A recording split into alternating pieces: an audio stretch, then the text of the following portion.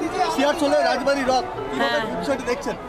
অসাধারণ এই মুহূর্ত এবং রাজবাড়ির রথ সেই দড়ি টানা ভগবান জগন্নাথ শ্রী শ্রী জগন্নাথ দেব প্রভু জগন্নাথ দেবের। কুলদেবতাকে চাপানো হয়। হ্যাঁ, সেখানে আজকে প্রথমবার আমি এখানে এলাম এবং রানীমাও থাকবেন।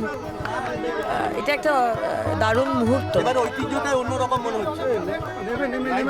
এতদিন তো হিন্দু বা হিন্দুত্বের যে সম্মান বা আমাদের যে আমাদের ধর্মের যে কি বলবো, ধর্মকে নিয়ে যে গৌরব করা, গর্ব করে বলো তুমি হিন্দু, যে কথা স্বামীজি বলেছিলেন, সেটা তো কোনোদিন পশ্চিমবঙ্গে কেউ অনুভূতি এটা ফিল করতে দেননি। সবসময়তে ধর্মকে সরিয়ে রাখা হয়েছে। এবারে ঐতিহ্য আলাদা, এবারে উন্মাদনা আলাদা। হ্যাঁ। বাংলা জুড়ে সারা বাংলা জুড়ে। এবং দুদিন আগে আপনি তারকেশ্বরেও দেখলেন শ্রাবণী মেলা। এর আগে তো প্রতি বছরই তারকেশ্বরের বাবার মাথায় জল ঢালতে লোকে যায়, কিন্তু এবারে মাননীয় মুখ্যমন্ত্রী যে অ্যারেঞ্জমেন্ট করেছেন আমাদের ইউডিএমএ দপ্তর এবং পিডব্লিউডি দপ্তর থেকে যেভাবে করা হয়েছে, তারকেশ্বরের মানুষ, বাংলার মানুষ এর আগে কখনো দেখেনি।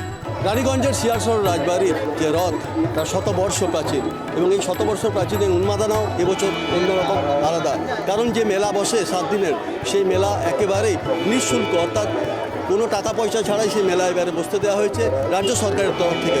তার পাশাপাশি এবারে অন্যতম গুরুত্বপূর্ণ রাজ্যের 2 মন্ত্রী, অর্থাৎ রাজ্যের পিএইচই এবং পিডব্লিউডি মন্ত্রী অজয় পোদ্দার ইতিমধ্যেই এই রথযাত্রায় অংশগ্রহণ করেছেন। এখানে যে দামোদর চন্দ্র, যাকে কুলদেবতা রাজপরিবার যাকে চাপানো হয়, সেখানে তিনি প্রদক্ষিণ করেছেন, তিনি রথের দড়িতে টান দিয়েছেন, এবং তার পাশাপাশি রাজ্যের পুর ও নগর উন্নয়ন মন্ত্রী অগ্নিমিত্রা পাল তিনিও এসে পৌঁছান এবং এই রথযাত্রার শুভ সূচনা করেন। এবং এই রথযাত্রা চলবে আগামী 7 দিন পর্যন্ত। রানীগঞ্জ থেকে ক্যামেরায় নীলাদ্রি শেখর পালের সঙ্গে চন্দ্রশেখর চট্টোপাধ্যায়, TV9 বাংলা।